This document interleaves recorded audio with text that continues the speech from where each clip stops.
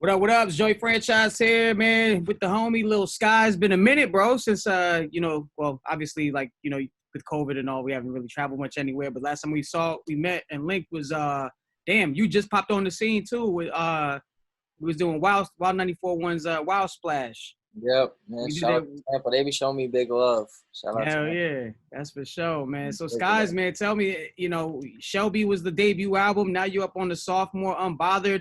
Yeah. Tell me what an excited time is. I know you just dropped the track listing for it. Hella videos, few singles you already dropped on on the streaming network. So tell me, man, what was it like, making this sophomore album? It was fun. There's a lot of emotions, a lot of ups and downs, but it's worth the wait, worth the process and everything. I appreciated every moment of it. It was dope. Oh, down, you in the studio now? You still like putting some finishing touches, or you just sent it? It's already done. Friday's the day. Yeah, no, I did just add some little final. It was done, but I keep adding shit, bro, because I'm so like, I don't know. I'd be so undecided sometimes with things. So I just added a little something last night, but it's finally done now. It's officially like done. Oh, down, you're dropping the video for Dead Broke. Also, when the album rolls out, you dropped a lot of visuals. Do you have a visual concept for almost every song on the album? I know some artists have done that in the past. Yeah, I just try to switch it up. I like to make visuals. I like to make it fun. I like to give people something to see. You know what I'm saying? And I saw that your son you actually had, and congratulations, by the way, because it's been, long time since, lots happened since last time we linked. You had him in the video. How does it feel, being a dad and, with this album being out now and, him incorporated with the videos? You mentioned him a lot on the album. How has it changed you, musically? It hasn't. I would say musically, it hasn't changed me as much musically. Like I'm still the same person. I'm still, you know what I mean. I'm changing with my music and everything, trying different sounds and stuff. As far as musically, it ain't changed me. But as far as like a person as a man, it just made me more, like, you know what I mean. Just made me more aware. Like I've always been a family man. I take care of my family. So me having a son, it wasn't nothing new to me. But of course, when you have your own kid and you see him and you finally get to see him, it's different. It's like only feelings that parents can explain, like people that actually have kids. But it was like I was looking at him like, yo, this is mine. I'm gonna do everything I can to protect him and make sure he's taken care of. So that's just what I do. I live for my boy. I do everything for him. That's real. And I just announced, me and my girl actually just announced that we're expecting in July. So, I got some questions. I got some questions for you, man. Like, what was it like, when you knew about it? Like, how did you react? What was your, how did your mind like switch off to like, doing what you're accustomed to doing to now focusing on another human being? Yeah, it's like, I've always, bro, I'm a family man. So I've always like, I take care of my family and stuff, like I said. So just from that, just actually when having them and stuff, it made me like, I don't even know how to fully explain it, bro. It's just like, damn, I'm a dad now. Like, I got to be serious about this. I can't play about it. I've always been serious about my music and everything in my life, but it's just like, it's more serious now because I got a little one looking up to me. You know what I mean? So it's different. And it's crazy because, you being an artist and you being, doing shows and when this thing's over with COVID, like, getting back to doing shows, how do you kind of keep that thing balanced? Because, me, I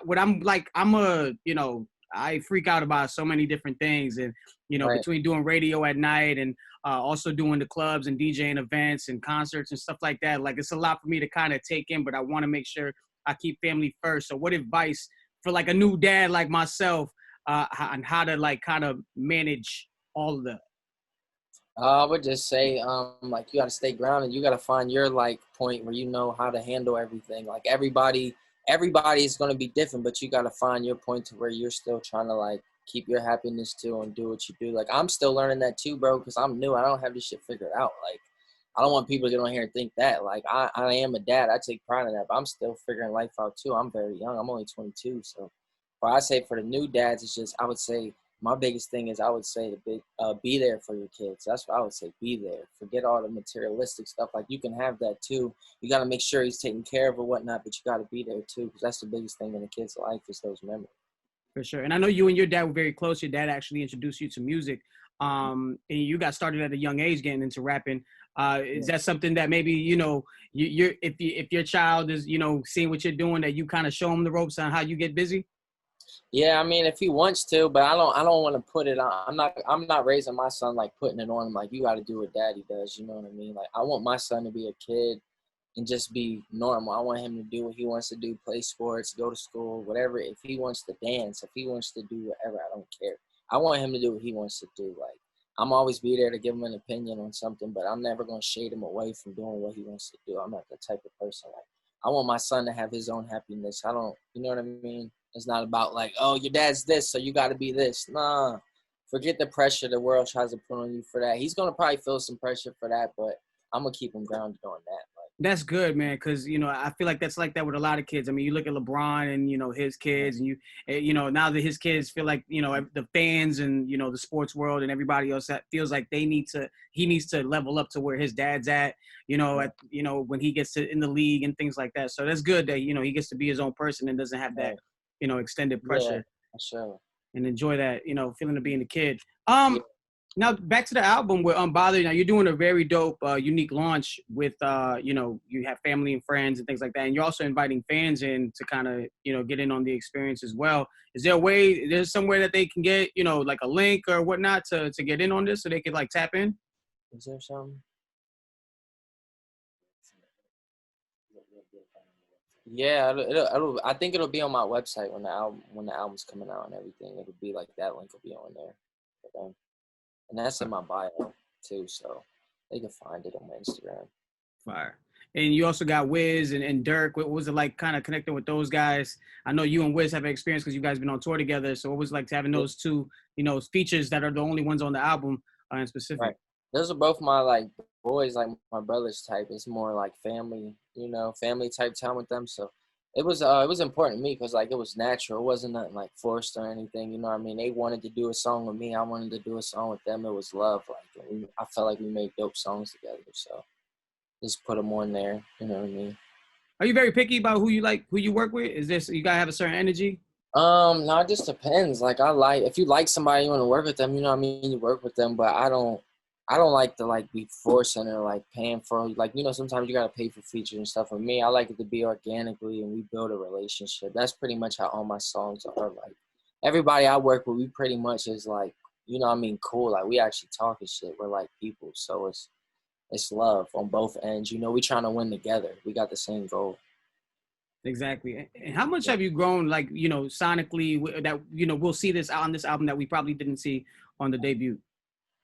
I'm trying. I feel like I hope I grow every album. That's the goal. Like I don't want my last album to sound like the one before. You know what I mean? I try to switch it up. Like I want to have different flows, different sounds, different topics, different everything. So, and that's how life be though for humans. You know what I mean? We going through a million things. Like I'm still a normal person too, so I'm going through a million things too. So I'm just as an artist, type of artist I am. I make music about my life and what's going on. So that's just what I keep doing. That's what I did for this one.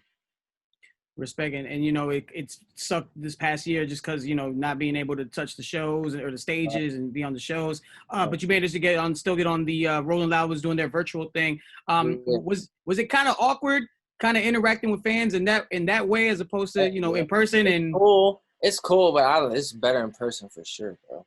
I love the virtual shit. Shout out to Rolling Loud. Like it was cool because like, all right, you still get that feeling, but the feelings are not there fully because they're not there.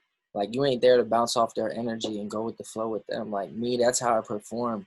You know what I mean? So I probably would have went harder on that Rolling Loud. I felt like I went hard. I go as hard, bro. Every show I act like this. I don't care if it's 30 people there. I go as hard as I can. But, like, I love having the fans there. It just turns me up more. You know what I'm saying? Yeah, it's that energy, man. It's the energy. Yeah. It's something you can't, you know, it's hard to replicate, you know, in that setting. You also, I saw, you know, last year collabed with Foot Action. You guys dropped some dope merch. Now getting on the touch, I mean, obviously we've all shopped at Foot Action in our lifetime. Is there ever been a sneaker that you've ever wanted like to collab with? I know they've been collabing with a lot of artists lately.